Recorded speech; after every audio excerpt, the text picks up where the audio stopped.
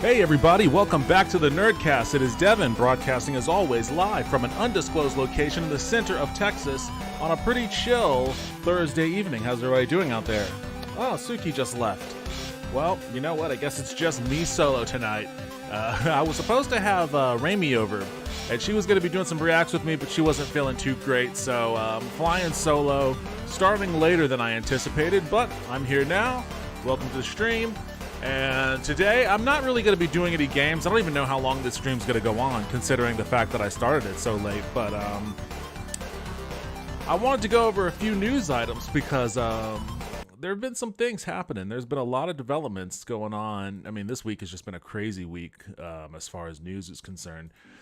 Obviously, in America, we had the big news of the midterm elections. The reports of the demise of the Democratic Party were greatly exaggerated as shocking results. And it's not that the GOP did bad. I mean, they underperformed severely, but they still will probably end up taking at least one chamber of Congress. But yeah, I mean, everybody was going into it expecting a bloodbath, and that's just not what happened. And everybody's still reeling from it. Like, people that are paying attention to the political world are still reeling from it. They don't know what to make of it, but from everything that I've seen, it looks to me like, you know, it was just, and this has been reported on too, it's been going around on Twitter a lot, and we'll get to the Twitter aspect of this week's crazy news too, for certain, but it just sounds like young people really came out and voted against Republicans in ways that they really hadn't done in prior elections, especially in midterm elections. Usually young people do not get out for midterm elections, but they came out in force and like almost 3-1, well, or maybe even higher percentage than that, higher ratio than that, voted for Democrats over Republicans, and that's really what made the difference. The reason why that wasn't, it came out of nowhere because it wasn't reflected in polls, because it's borderline impossible to poll young people. I mean, you can get a poll on old people, sure, no problem. Just call up landline phones, and anyone who has a landline phone, you know, they're gonna, you know, give you their input.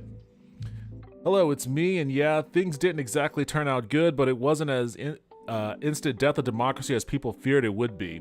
That's another, what's up, Toaster, by the way, welcome back to the stream. That's another fascinating part about it is I was totally anticipating, like, I didn't think that it was going to be a bloodbath, but I thought for certain that it was going to be enough of a mix that the GOP would have like a solid victory, but there'd be enough GOP losses for them to cry about election fraud and all that kind of bullshit. But given the results as they occurred, I am really surprised that there aren't more accusations of voter fraud or voter theft and all that sort of stuff. Really, there's virtually none of it out there. I mean, there's some people squawking in Arizona still, but it's not nearly as prolific as I might have thought it was going to be, so that's kind of a surprise to me. But yeah, I mean, you can't poll young people. They don't answer phone calls. You'd have to call a bunch of cell phones, and no young person answers a call from a number that they don't recognize. Hell, most of them don't answer calls from numbers they do recognize. So if they knew what was coming, they would never answer a poll. You know, like the people that respond to polls, there's people that answer phones and then like, yes, we want to ask you a survey about this political person. Like the type of person that goes, yeah, I've got about 10 minutes to take out of my day to do this. Those guys are freaks, absolute freaks. And I say this as someone who has done that at least once. I did it once. I forget for which candidate, but yeah, I recognize that about myself. They caught me and I was like, all right, fine. I'll do your survey. So yeah, just an inability, a complete inability to accurately represent what the voter turnout for the 18 to 25 demographic would be. Just completely had this election under the radar. And another part about that too is, you know, yeah, young people don't do polling surveys, but also there are a lot of new registrations, and a lot of the times when these polling outfits call people and poll people, they're going based off of previous voter data. Why am I getting dropped frames? What's going on here?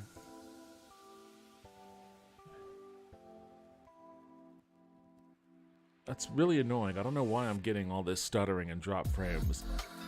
I wonder if my internet is just shit right now.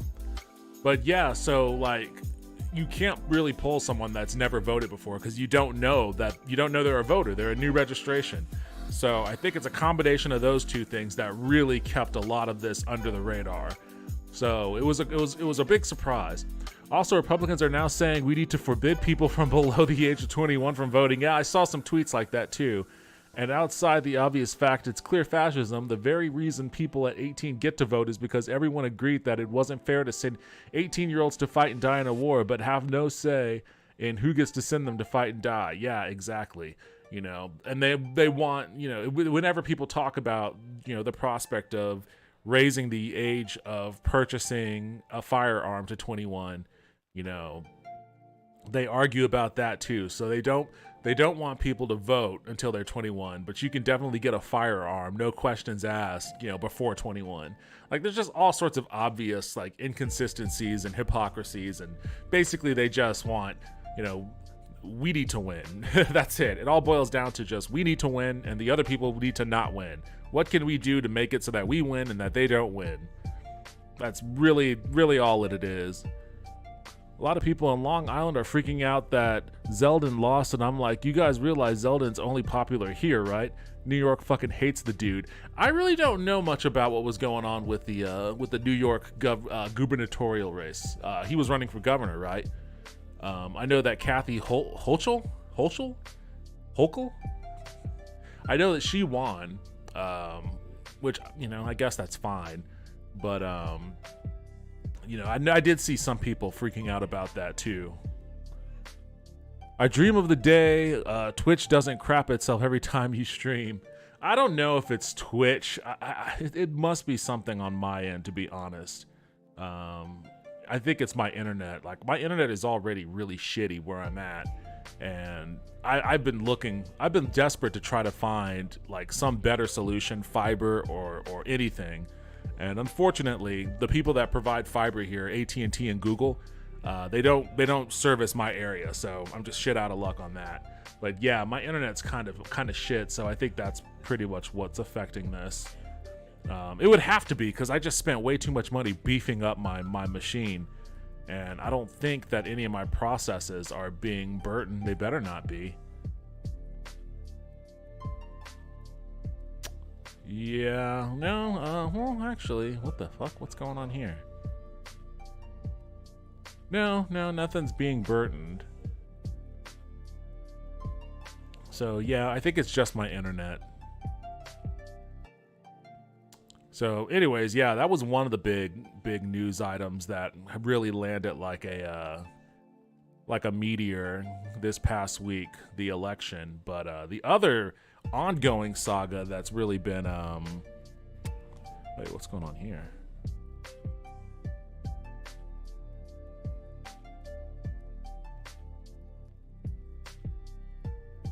Here we go. The other ongoing thing that's been occurring has been oh,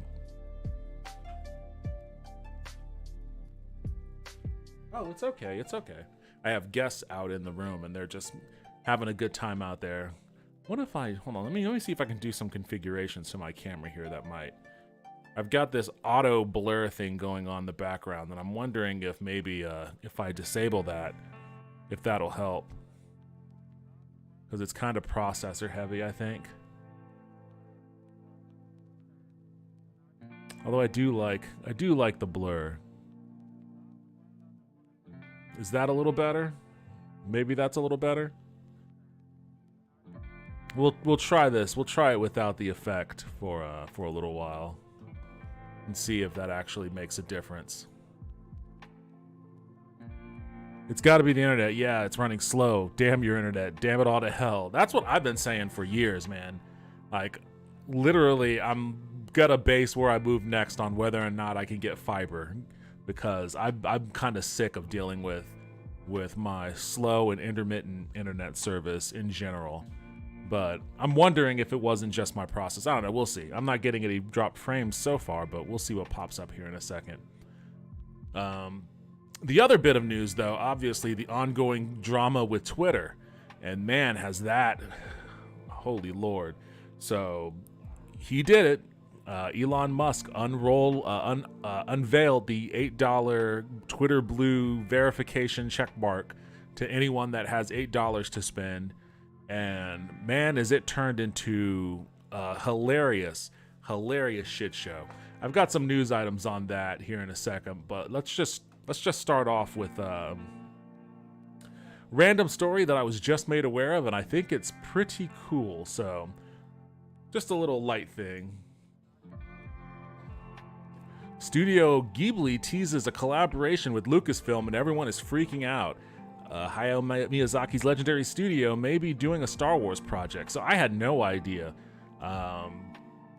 I love, like everybody else, I love Studio Ghibli's work. And there were a few, they're obviously having a little reference to Star Wars Visions here. And I did my own review on Visions, and I loved it. And there were some shorts in Star Wars Vision that actually kind of harkened a bit to like a Ghibli sort of style. So I don't know if their intention is to be involved in the second season of Star Wars Visions or if it's going to be something bigger. But I'm for all of it. Had a coworker who acts like I dislike him for being far right. Now, outside of the fact that being a far right nutcase is perfectly valid reason to dislike him, I'm like, dude, I don't hate you because you're a Republican. I hate you because you make fun of the handicapped and whine like a bitch every time our coworker goes on break, even though he goes on break at the exact same time. So it's consistent. Oh, he's one of those dudes. Wait, is he like an older person or what? Seems to me like the kind of person that would bitch about someone going on a break would be like a boomer. Yeah, that's kind of annoying.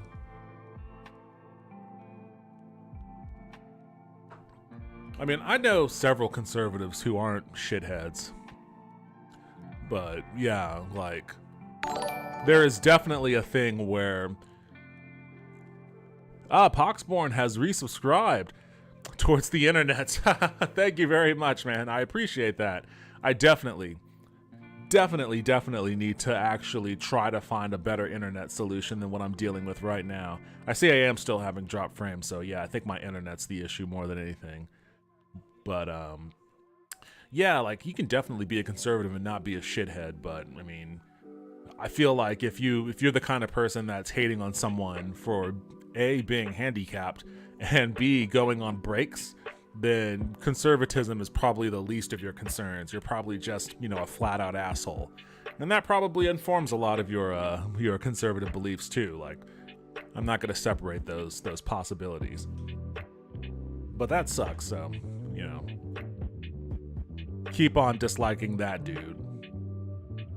One tweet, 14 seconds, an infinite amount of excitement. That's what happened earlier today when the official Twitter account for Studio Ghibli tweeted a video of its logo accompanied by the logo for Lucasfilm. The implication, of course, is some kind of team up, but what could it be? Instantly, the mind races to the most mind-boggling conclusion, something like Hayao Miyazaki must be making a feature-length Star Wars movie. While it's fun to think that like that, let's step things back a bit. Don't forget that Lucasfilm has a TV show called Star Wars Visions that's comprised of short films in the Star Wars universe from various animations houses across the world, and season 2 is on the way. That seems like a more logical conclusion. Of course, IO9 reached out to Lucasfilm to see if there's any clarity or comment, and we're simply told all will be revealed soon. All will be revealed soon. So what? Is that all it was? Oh, okay. So it's just their studio intros back to back. From the now, is this officially Studio Ghibli, or is this a fraudulent is this a fake Ghibli account? Let's check on that. We have to do our due diligence in today's Twitter world. Click on that. This account is verified because it's notable in government news, entertainment. Okay, so this is a legitimate verification and not a fraudulent one. There you go. There's also the matter of Star Wars not being the only property Lucasfilm controls. Indiana Jones is the second biggest, though a collab there seems less than likely, as well as Willow, which is set to make its big comeback on Disney Plus later this month. Could a Willow short hyping up a new season be a possibility? That would be cool, actually. I would really be into that. I forgot that Willow was coming soon. I thought we were all done with the big series for... Oh, by the way, if you haven't been watching Andor, you should definitely be watching Andor, because holy shit, those last 2 episodes are amazing. And Andy Serkis, criminally underrated actor. Andy Serkis is a criminally underrated actor, and that dude should definitely get an Emmy for his performance in this show. That's all I really can say about it, but it is definitely a worthwhile watching show. Which is funny because when Justin was on the podcast, he was on the stream a couple weeks ago. We were talking about Andor, and my vibe on it was, it's all right, but I'm kind of bored by it. Well, I'm not bored by it anymore. Like, it's gotten legitimately great in my view. He would say that it's always been great, and maybe he's right, but in my view, it really ramped up in these past couple of episodes. Let's see. Commonly hand in hand.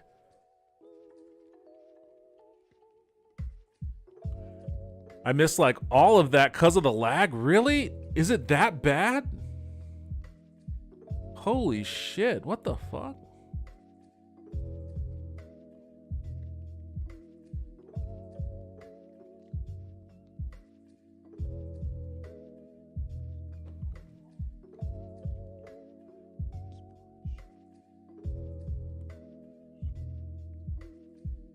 All right, let me check on something real quick. Hold on.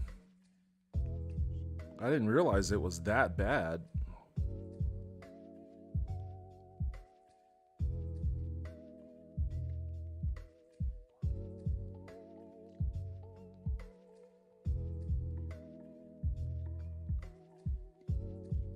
Wait, why is it saying 409 days ago?